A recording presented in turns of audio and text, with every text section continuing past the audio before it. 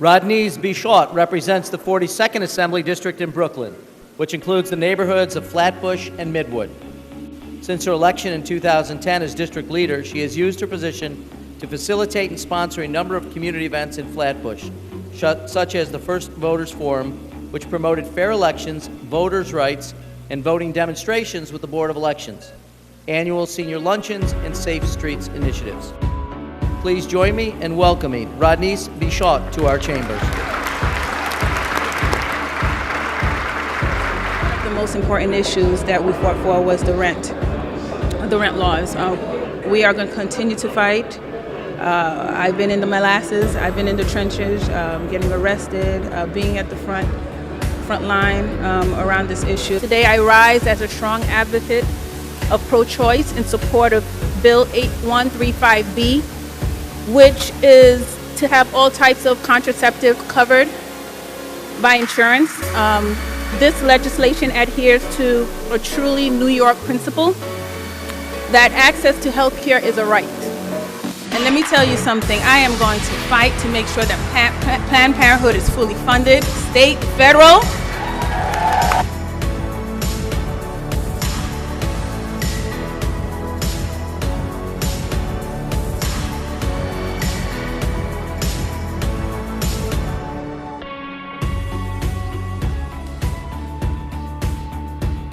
My colleagues in the Assembly in promoting this resolution on gun violence awareness in the month of June.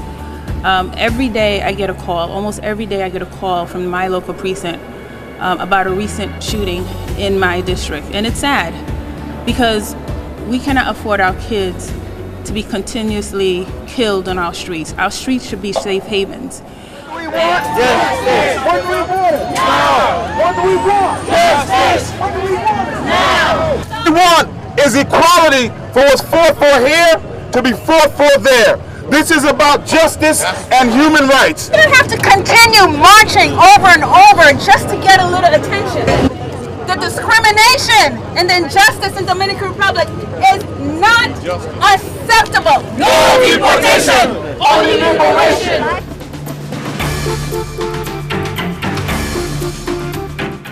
Joining me now to start this conversation is a panel of experts. Assemblywoman Rodneyse BIchotte, who represents part of Brooklyn. Know that the majority of the foreign ancestry leads up to Haiti, are deemed no longer citizens of Dominican Republic. So can we start with Resolution K37? Tell us about it and explain it to us. Hey, so Resolution K376 is a resolution that outlined the rulings, the court rulings, and the laws, the constitution laws that are stripping a lot of these Dominican-born citizens of their nationality and leaving them stateless. Today, elected officials, human rights activists stand together in solidarity with the people of Dominican Republic to condemn the injustices and denationalization of many Dominican-born citizens in Dominican Republic.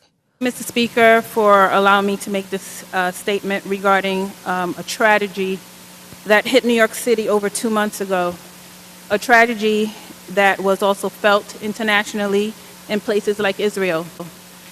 I was one of the first elected officials on the scene on the Sassoon's family's house when it caught on fire. That occurred over Sabbath. And when I saw this, it shook me, and it still shakes me today. As the chairperson of the Oversight of Minority and Women-Owned Business Enterprise Subcommittee, it is with great pleasure to not only introduce this bill, but also vote on this piece of legislation.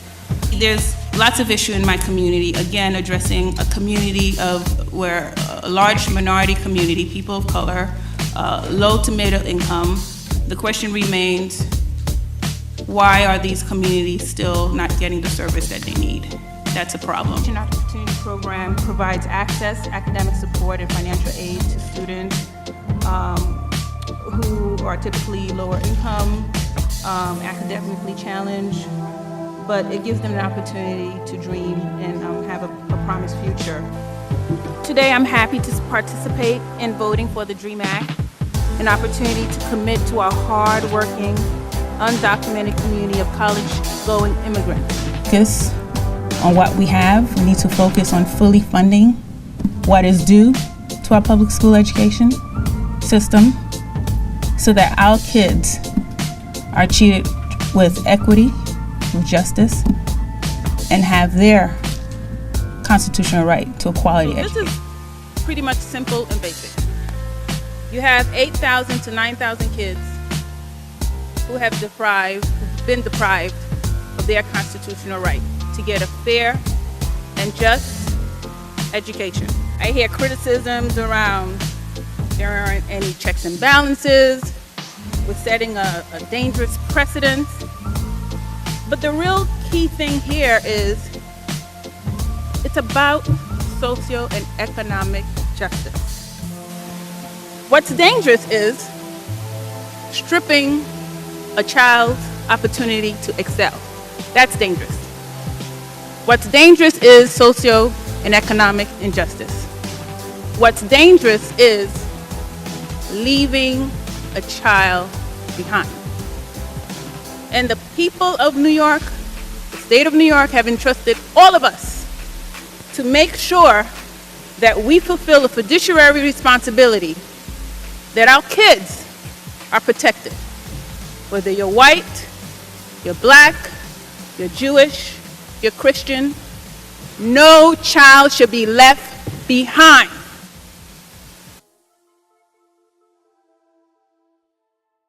Shirley Chisholm was not about only black and white. She wasn't about only human rights changes or labor workers' rights. She was about change for all.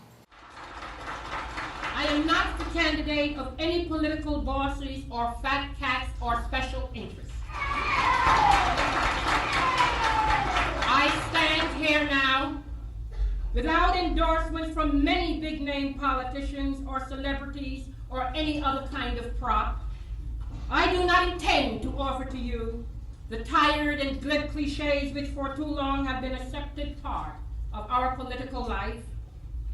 I am the candidate of the people of America.